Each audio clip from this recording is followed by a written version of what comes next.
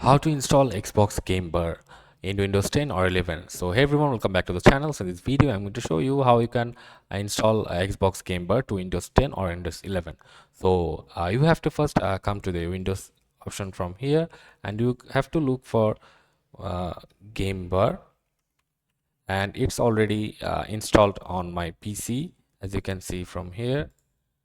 And you can just simply install it. If it's accidentally installed from your computer, you just have to click on Microsoft Store from here, and you just have to search for Game Bar on the search menu.